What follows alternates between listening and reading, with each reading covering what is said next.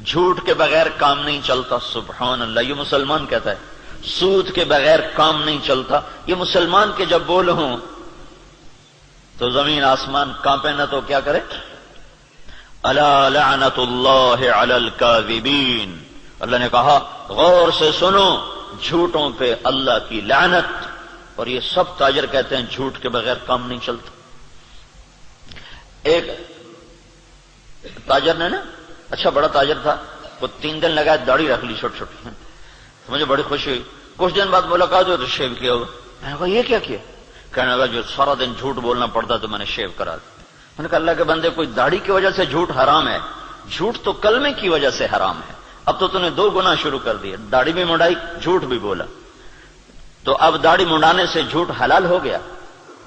جھوٹ کا حرام ہونا داڑھی کے ساتھ نہیں ہے، جھوٹ کا حرام ہونا کلمے کے ساتھ. کہ تو کلمہ پڑھ کے جھوٹ، تو یہ کیوں کہتا ہے کہ داڑھی رکھ کے جھوٹ بولوں مجھے شرم آتی ہے؟ تو یہ کہ کلمہ پڑھ کے جھوٹ بولوں مجھے شرم آتی ہے. کلمہ پڑھنے کے بعد جھوٹ بولنا بے حیائی ہے نا کہ داڑھی رکھنے کے بعد. داڑھی تو سکھوں نے بھی رکھی ہوئی. یہ میرے اللہ کے نبی کا امر ہے، حکم ہے. یہ اور حکم ہے، وہ اور حکم ہے. ایک کی وجہ سے دوسرا چھوڑ دوں، ایک کی وجہ سے دوسرا چھوڑ دوں، یہ کہاں کی نادانی ہے؟ تو اس کو بات سمجھ میں اس نے پھر رکھ لی.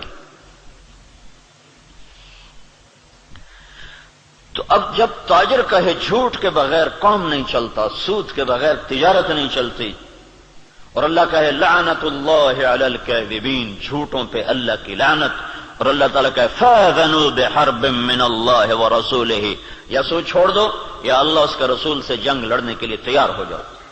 ہماری تو جنگ اللہ امریکہ سے تھوڑی ہماری جنگ ہے، یا ہندوستان سے تھوڑی ہماری جنگ ہے، یا اسرائیل سے ہماری جنگ. تو ہماری تو اللہ سے جنگ ہوئی پڑی. اللہ ہمارے خلاف جنگ کر رہا ہے. اصل تو مقابل میں اللہ آیا ہوا ہے، اللہ اس کا رسول آیا ہوا ہے. صرف اللہ اکیلا نہیں ہے، یعنی ایسا اعلان اللہ نے کسی جگہ کیا ہی نہیں. تو کتنی بے غیرتی ہے کفر. دنیا کا سب سے بڑا گناہ ہے کفر. دنیا کا سب سے بڑا جرم ہے شرک اور کفر، کہ شہنشاہ اعظم خلاق علیم کو نہ ماننا، یا ماننا تو اس کا شریک ماننا. اللہ تعالیٰ نے اس کے لیے نہیں کہا کہ میں تیرے خلاف لڑائی کروں گا. ان کو دھمکیاں دیں جہنم میں ڈالوں گا، آگ میں ڈال دوں گا، تباہ کر دوں گا. لیکن سود کھانے والا 5 وقت کا نمازی بھی ہے تو اللہ کہتا تیار ہو جا، تیری میری جنگ ہے. اور صرف میری نہیں، میرا رسول بھی تیرے ساتھ جنگ کرے گا. میں بھی کروں گا، میرا رسول بھی کرے گا. تو بڑا جگر ہے لوگوں کا جو اتنے بڑے اعلان کے بعد، اتنے بڑے اعلان کے بعد کہیں جی سود کے بغیر تو پھر کام نہیں چلتا. تو یہ جب دین ادھورا ہوتا ہے تو پھر کیا ہوتا ہے، یہ سارا میں آپ کو قرآن پاک سے بتا رہا ہوں.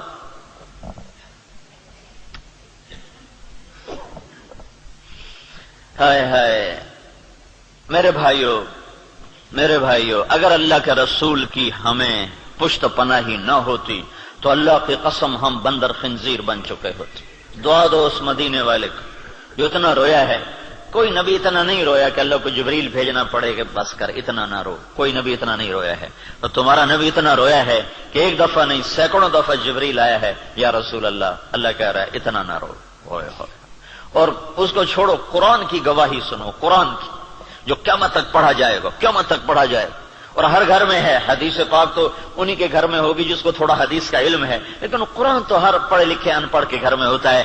تو میرا اللہ قرآن میں اپنے نبی سے کہتا ہے فلا تذهب نفسك عليهم حسرات، میرا نبی یہ انسانوں کے لیے اتنا نہ رو کہ روتے روتے تو خود ختم ہو جائے.